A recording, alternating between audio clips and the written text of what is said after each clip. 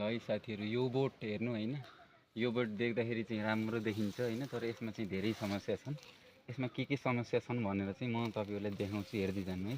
यो बुटो छ नि, यो बुटोमा यस्तो हाँगा गइसकेछन्, यिनी चोर हाँगा शाखा हाँगाहरू धेरै छन्।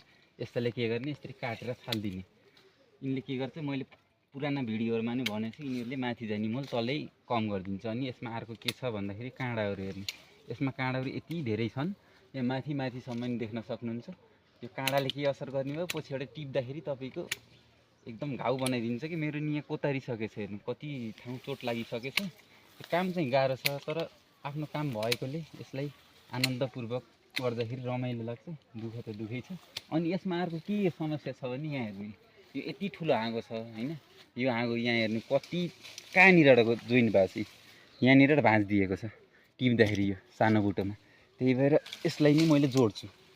यो बुटो देख्दाखेरि यो तपाईको एकदम सजिलो छ काम। यो बुटो हेर्दा नि तपाईको राम्रो देखिएछ, तर यसमा कति प्रब्लम छ हेर्नु।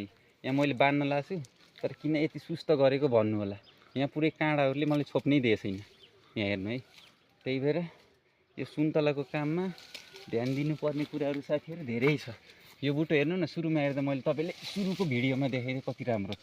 अब हेर्नु, यसको जोड्ने मोमेन्ट यताउता हुन्छ नि, यिनले चाहिँ एकदम गाह्रै दिन्छ।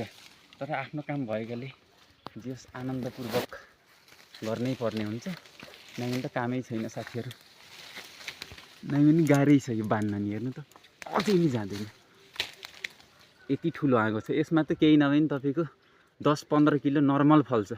त्यही भएर अहिले फेरि हामीले यो काम गर्दाखेरि यस्तो हाँगो मलाई धौ भयो बाँध्न भनेर फाल्दिने। अनि फाल्दैछ यो 10-15 किलो 10-15 केजी उत्पादन घट्यो। त्यो घटाउनु भन्दा त बरु केही समय निकाल्ने, यसरी घोच्छ यी काँडाले, केही समय निकाल्ने। तरकारी बारी के अरे यो तरकारी बारी, कृषि बारी यता आएर काम गर्ने सुन्तलो बारीमा। अनि पछिबाट के हुन्छ, उत्पादन नि घटेन। हेर्नु अब यो कति टाइट भयो, वहीँ यहाँसम्म आएको थियो, यसको यस्तरी आएको थियो। अहिले मैले बाँधिदिएँ, यहाँसम्म पुग्यो। त्यही भएर यो बुटोको चाहिँ तपाईले मेन ध्यान दिनुपर्ने कुराहरू हुन्छ। यो अर्को नि यहाँ साखा हाँगो थियो, यो तलै गइछ। काँडाहरू नि छन् हेर्नु, पुरै यो भोटे काँडा भन्छ नि, भोल्टे आरो भने चाहिँ भोटे काँडा छन्। यहाँ माथिसम्म छ। यो हेर्नु साथीहरू, यसरी काटे सिके भयो, गोप्दैन। मलाई कति चोट लाग्छ साथीहरू काम गर्दा। पछि यो समस्या नआओस् भन्नको लागि पहिल्यै यो निर्मूल पारेको। मान्छेले के गर्छ, बिरामी भएपछि रुगा खोकी लाइन तपाईको पहिल्यै एउटा सिटामलको गोली ल्याएर भए नि खान्छ।